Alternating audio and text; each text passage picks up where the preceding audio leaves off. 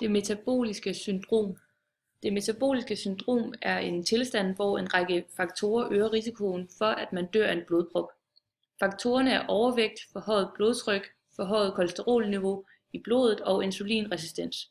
Det er altså en usund tilstand, hvor risikoen for sygdom og tidlig død er forhøjet. Overforkalkning.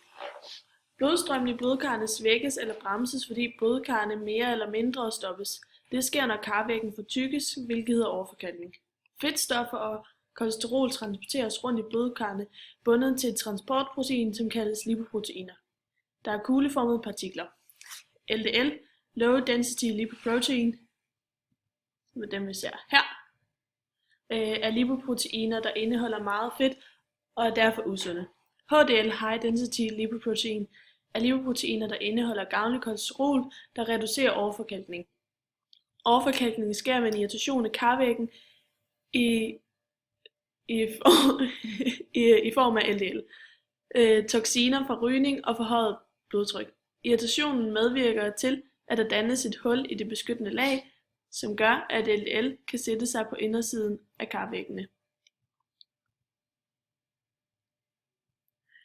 På længere sigt vil der blive dannet en kalkkappe udenom aflejringerne af fedt, som er meget hårdere og gør blodkarrene mindre elastiske. Med tiden kan der komme revner i kalkkappen, hvorved LDL vil strømme ud og vil kunne stoppe blodstrømningen i blodkarret. Det vil resultere i en blodprop.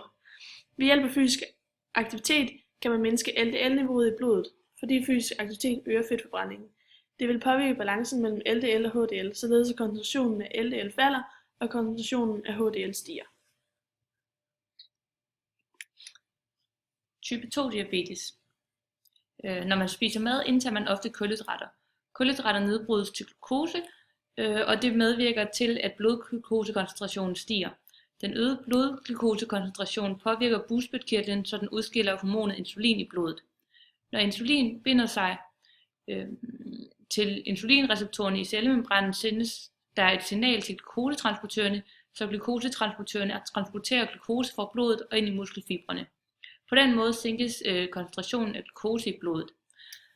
Når man har type 2 diabetes, vil man have en øget insulinresistens, som skyldes inaktivitet og fedme, der resulterer i et øget fedtniveau i cellemembranen. Insulinresistens betyder, at man er dårlig til at transportere glukose til muskelfibrene, og det forårsager en øget blodglukoseniveau samt et øget insulinniveau i blodet, hvilket er skadeligt for kroppen. Man kan ved aerob træning forbedre evnen til at optage glukose i muskelfibrene, i det aerob træning resulterer i en øget fedtforbrænding, en øget mængde glukosetransportører og en øget insulinfølsomhed.